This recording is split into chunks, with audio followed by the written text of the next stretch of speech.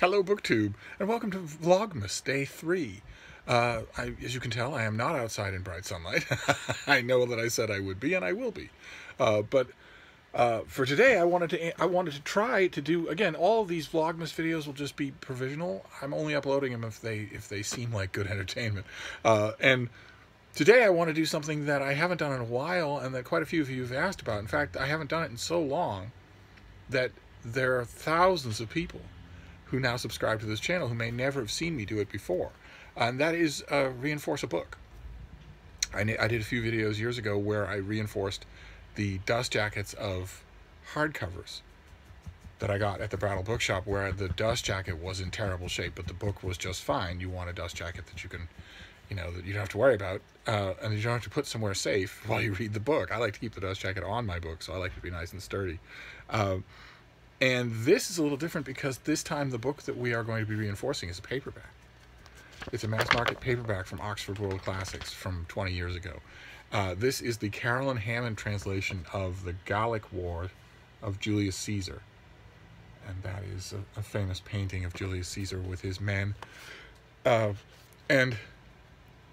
reason why it's on my mind to reinforce this particular book is because I'm going to read it again, and I don't want to worry about folding or ripping the cover on either side. I'm going to be taking it in and out of a bag and rereading it. So I want to reinforce it, and I want to show you. I'll take you along for how I do that. And the key with a mass market, with reinforcing a mass market, is to recognize the things you can fix and the things you can't fix. This is just a block of paper pages with dots of glue sticking the cover on both sides. So there's no sewing or anything like this with a mass market paperback. So there's nothing that you can do to fix the spine.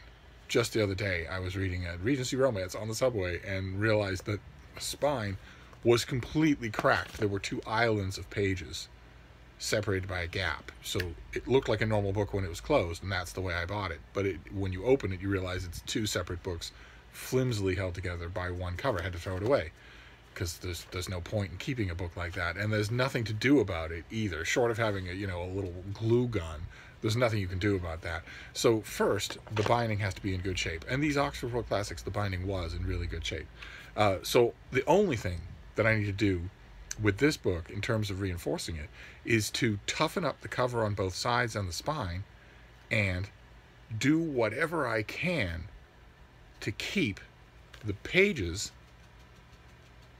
stuck to the spine. Because if they pop off, then you've got a cover and you've got loose pages. I'm sure that's happened to you in the past. It's happened to me plenty of times.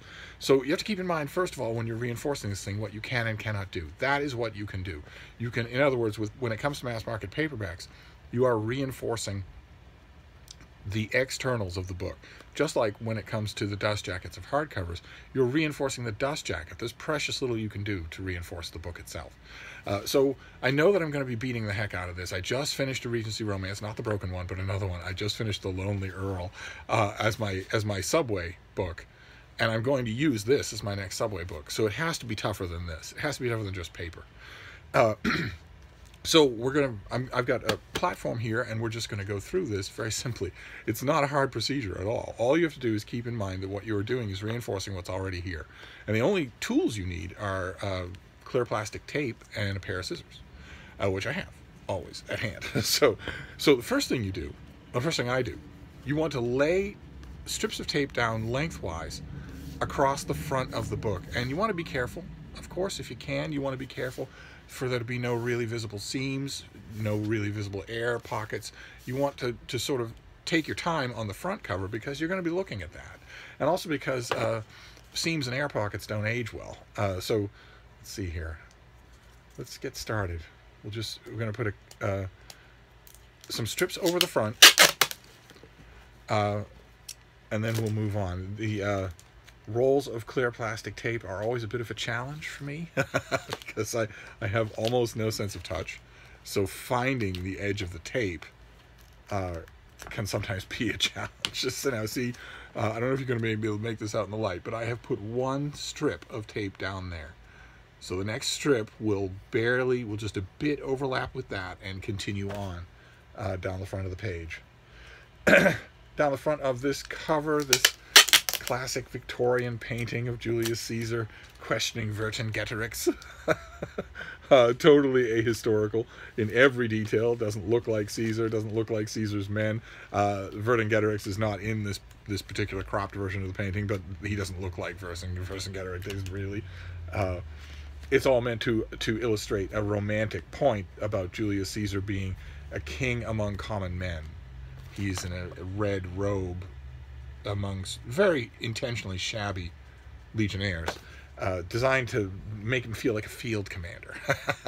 And the reason that I'm reinforcing this book, the reason that I'm going to be reading it on the subway, is because it has come to my attention, my omnivorous, constantly twitching attention, that there's going to be a new translation of the Gallic campaign in 2019. For the first, I believe that Carolyn Hammond's was the last one, aside from the landmark Julius Caesar, which had all of Julius Caesar in it. I think the translation of the Gallic Wars in that volume was new, but as a standalone, I think this is the last one. Now, we've done 2 strips of tape to cover the front. The next strip that I pulled off, this one here, is not as long as the book. And because it's not as long as the book, it's no good for covering the front of the book. So instead, what we're going to do with this piece of tape is open the book to the first flap, just to the first crease, open it wide, and lay this thing down inside the book, inside the crease, then fold the crease down on it. Did you see that? That is now in there. In other words, it is doing what I can to hold the pages of this book inside the plastic cover. So we did that. Now we'll move on. We're going to flip it over and do the same thing on the back. 2 pieces, and bringing us all the way back to the spine of the book. So this book is going to be in bookstores again. It's going to get, a new translation is going to get probably a small amount of review attention. I will certainly try to interest an editor in letting me review it. If not, I'll review it myself for Open Letters Review. And that's going to get everyone talking about it again. And it's always a slightly bittersweet thing for me when work of the classics of Greece and Rome, especially Rome, gets to be talked about again, because they have an indelible reputation as being boring. So usually when critics or, mainstream pop culture reviewers of any kind bring them up, they feel like they have to contemporize them by linking them to something in the news. And unfortunately with Julius Caesar, a totally self-absorbed and totally insecure demagogue who was willing to subvert the machinery of a relatively democratic state for his own personal gains, linking Julius Caesar to present-day news is not hard. So it's just extra annoying. So we've done that for the back now. We've laid down tape on the back. So all that's left to reinforce this is a piece of tape over the spine, and then 2 pieces to coat the edge of this page. The tape starts here and goes all the way back. This cover can now, you could pour water on it and it won't hurt it at all. But the edge is not. So we're going to do that. We'll do that now. We'll do the edge first of just the front cover, where you just take the tape. Here, I'll show you, because we're doing this Vlogmas style. You take the tape and just lay it down, just like that, and then you just fold it over exactly even with the cover, like that. See? So that is now covering the edge of this book. There's a little tape on either end. You're going to want to cut those off when you're done, but I never bother until I'm done. Now, that just to preserve the synchronicity, I'm going to do the edge of the back page the same way, the exact same way. Just a piece of tape along the edge there, just so that no rot or fritting away can happen anywhere in the book. You are encasing the paper parts of the cover completely. There we go. All right, so the back cover is now the same way. And now all we have left is the spine. I just want to pull a piece of tape off and put the middle of the piece of tape right in the middle of the spine and then fold it down on both sides. And then you have encased the book. This particular book has been unusual and noteworthy since the day that it was published for the year 58 BC, for the season 58 BC. The Roman Senate was dispensing provinces and duties to ex-senators, to ex-consuls. They were now proconsuls, and when in the Roman political world, when you were an ex-consul, when you were consul, you ruled the whole state. And then when you're an ex, you are sent off somewhere as a governor, or you get some high position. And usually, the positions are jockeyed for in terms of how lucrative they are, because Roman politicians were always in constant desperate need of money, and no one more than Julius Caesar, who spent like a drunken sailor and never had any liquidity of his own. Never. He came from an aristocratic family, but not a wealthy one. So he never had any money, and he was bottomlessly ambitious, just incredibly so. As I've mentioned, his ambition far outstripped anything even remotely atavistically resembling a love of country, and certainly a love of any people. And the Roman Senate recognized that. To some extent, they recognized his dangerous ambition. They at least recognized something of the extent of the ambition. They had no way of guessing the extent of the danger. And so when it came to divvying up provinces for the 58 season, they gave him an insultingly ambiguous thing. Trees and shrubberies, basically, is what they basically made him, chief bottle washer. And he was furious, and so were his adherents. He had a lot of adherents, people who to whom he owed money, so his success meant a lot to them. Ordinarily, if an ex-consul had been given such a strange, weird, somewhat mocking portion for the coming season, that ex-consul, he might have taken it poorly, or he might have petitioned or tried somehow or other to get some sort of clarification. But what Julius Caesar did instead was to go around the Senate unhesitatingly. He went to the office of the tribunes, it's a little difficult to explain. It's like they were like the living embodiment of the Supreme Court in America, so they could sidestep normal channels of accountable power. And Julius Caesar had a creature who was a tribune, and who put through a tribunary law giving Caesar a province, a quite lucrative province, in Gaul, in the gigantic, sprawling, and extremely beautiful Roman province of Gaul. One half of it, there were two halves of Gaul: Cisalpine Gaul, Gaul across the Alps, and Gaul near to us. There were two halves that were considered that way. Julius Caesar got one of those halves, and a bunch of other stuff too, from this law that was pushed quite around the Senate, completely for him. There was no precedent. There was no other state reason. It was just made for him by a crony of his. The Senate was outraged. Large chunks of the people were outraged, but it made no difference, none whatsoever. Caesar had found a loophole and exploited it, and went out to Gaul. And when he was in Gaul, he immediately started lording it over everyone present, and he immediately started all sorts of freebooting aggression, military campaigns that were not sanctioned by the state, that were not certainly were not necessitated by Roman security at all the way into Germany countless times, all the way to Britain, and all with one goal in mind, or actually two goals in mind. One was to keep his name constantly on the Roman people's lips.